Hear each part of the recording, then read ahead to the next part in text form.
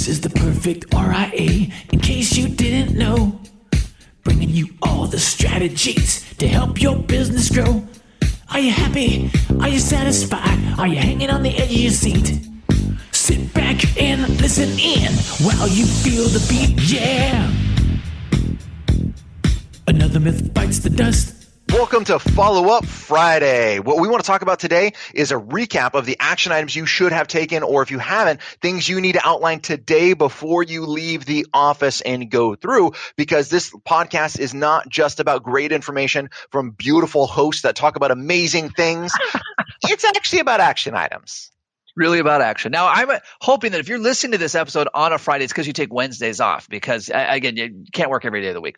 Anyway, a couple of action items. As we talked about on Monday, this is the importance of, I don't say staying in your lane is not the right word, but the importance of knowing what you don't know and knowing how to articulate that to the clients in a way that delivers massive value. Mike, it's hard to think that me saying I don't know the answer to that is massive value.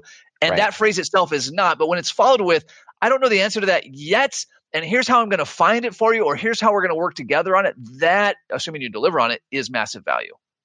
You know what, the verbiage that I use is, you know what? That is a great question, and I want to make sure I get you the right information. So what I'm going to do is, and then I fill in the blank from there, because if I don't know the answer to it, it generally is a great question. And then I'm going to outline for them what that success is going to look like, and then how I'm going to do that, whether it's reaching out to another expert, whether it's looking up a particular number and sending it to them, and then what's my follow-up date that I'm going to get them that information. Then I'm going to do what I said I'm going to do. So I'm laying the foundation for success in my answer. Man, that is a great question. And to get you the right information, because look at the terminology and phraseology that I like to use right there, to get you the right information.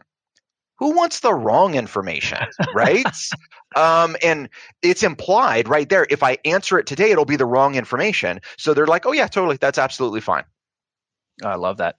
Micah, you highlighted a couple of these, but I want to go into them a little bit more. So when I run into questions I don't know the answer to, here's a couple of places I go to. One, I'll just confess, I'm an endless fanatic of Kitces.com. That's like my first place I go with any question. I go to the search feature and I type in whatever it is. Usually I can find some direction there. Thank you to Michael Kitces for putting that on. I would then next go to this is a shameless plug, the Perfect RIA forum for Invictus members and ask the community. I might go to Retirement Tax Services if it's a tax-related issue, but then I'm going to reach out to my own network of people that I've cultivated relationships with, be them centers of influence, other advisors that I have a relationship with, and I can say, hey, listen, can I pay for some of your time to get the answer to this question? Now, this is a really important order of operations, right? Because in your mind, you maybe think, well, why don't I just reach out directly to my contact first? And you can. That is an option. But unfortunately, that's going to burn a lot of relationship capital if it's a stupid, easy question. You need to show putting in the legwork and putting in the hard work. So if Jarvis comes to me and says, look, I've done a bunch of research. I have this federal employee that was hired under the wrong retirement system. I can't figure out the right thing to do. Okay, then I'm going to know, yeah, these are really weird rules, and let me outline exactly what to do. If he comes to me and says, and this was on the podcast, it wasn't Jarvis that did this, but another advisor said, hey, would you tell me what this client's pension is going to be? And it was pretty simple, and they just hadn't done any research and wanted me to do all the work for them. So the answer was absolutely not. I should have said yes and just sent them a giant bill. But, that's one of the things that we need to do is put your own legwork into it first and improve your own information, your education, then reach out to your community. Mike, I'm also surprised how many people don't start with this small website you may have heard of called Google. I endlessly have this, vendors, advisors, people say, oh, how do you do this? I don't know. Let me Google it, the source of all information, not knowledge or wisdom, the source of all information in the universe. Right. Let me just see who's talked about this, who's already answered this. Now, I may strike out. That's okay. It took me like 2 milliseconds to yield 10 gazillion results. So don't skip that step. That's just silliness. And oh, by the way, this is what we do to vendors all the time when they're like, oh, well, we don't know how to do that. If they say we don't know how to do that, we Google it and says, oh, well, the first response was how you do this, right? So it's not good to lead with, I don't know how to do that. It's good to lead with what your action plan is to the client. Because I guess what if you had a client do that, right? You went off with an answer and you said, well, I don't know how to do that. And then the client opened up their iPhone and just Googled it real fast. I mean, how much credibility do you have? Zero. If you say, that's a great question, I want to make sure I get you the right answer because here's where it can get complicated, yada, yada, yada. Now, all of a sudden, you've built a lot of credibility with that client. Yeah. Well, I would say, Micah, an action item based on this little bit of a rant that we just jumped into is as you're out using other services. So on Monday, we talked about Micah's experience with a realtor. As you're using other services, be very aware of where they're delivering massive value and where they're not. Everywhere I go. In fact, I was into Starbucks recently and they changed their menus. And so I don't know, maybe I'm a nerd here. I sat there, I drank my tea for a minute. And I was thinking, all right, why do I think they went from their old menu to their new menu? Like what's the change in here? And because it's so intentional, especially businesses like that. So I'm always watching what really works that I can duplicate and what is miserable that I want to make sure I'm not making the same mistake. Yeah, and any of those aspects that's miserable, it's like, great, what was the element that this was miserable? And then don't kid yourself in saying your office doesn't do this, right? Yep. Then immediately go back, and I like to share with my team, says, hey, I was at A, B, and C. We had a horrible experience with X, Y, and Z, and I want to make sure our clients don't get that. Here's what that might look like in our office, right? Whether it's simple as returning phone call. What's your voicemail like? How do you communicate when a client walks in? What's the front office look like? I mean, all of these things. What's the Zoom waiting room look like when you're in there, right? All of those things add to value or detract, and it's really easy, splintering a plank, right? It's really easy to see it in someone else's practice, not in your own. So look for it there, then bring it back and improve it. Jarvis, I think that's a great point. I love that. Additional action items, make sure that you have your list of go-to resources. When you need expertise that's outside of your field, I listed off a couple of mine.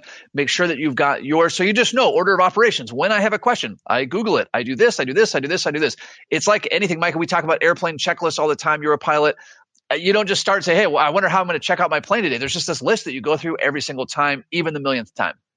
You know, and the other thing, another action item that we didn't talk about on Monday, but I think would be really good is writing down exactly what those questions are that you didn't know the answer to. Because guess what? If you do any type of content marketing, that's phenomenal content. Because if a client's asking that question, more than likely someone else is asking that question. And I often get asked because we put a lot of content out on the PYFR PlanYourFederalRetirement.com website. And a lot of advisors are like, man, how do you produce so much content? Where do you come up from it with? And I said, I come up with it from my clients. What questions do they ask? And I use that content and I create, pages and content based on that. So it's the same thing here. What are the exact questions that are being asked? Write those down, use those for future content generation. So not only it's a learning, now we're going to leverage your time, right? Not only it's a learning experience for you to learn something new, which is always awesome, but now you're going to have a better reach out there for more prospects to find you with that information.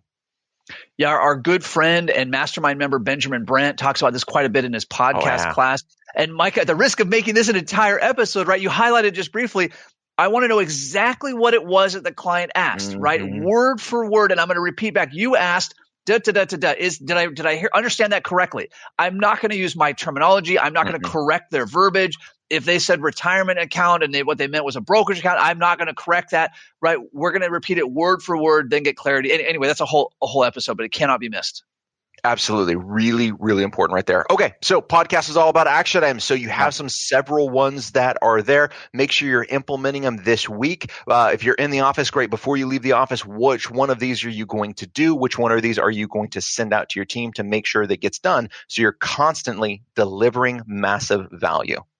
Perfect. I love that. And if you haven't yet, be sure to check out the Retirement Tax Services podcast with Stephen Jarvis, CPA, a great resource for those of you that want to learn more about tax planning. And Micah, as always, until next time, happy planning. Happy planning. Hold on before we go. Something that you need to know. This isn't tax, legal, or investment advice. That isn't our intent. Information designed to change lives. Financial planning can make you thrive. Start today, don't think twice. Be a better husband, father, mother, and wife. The perfect RIA, the perfect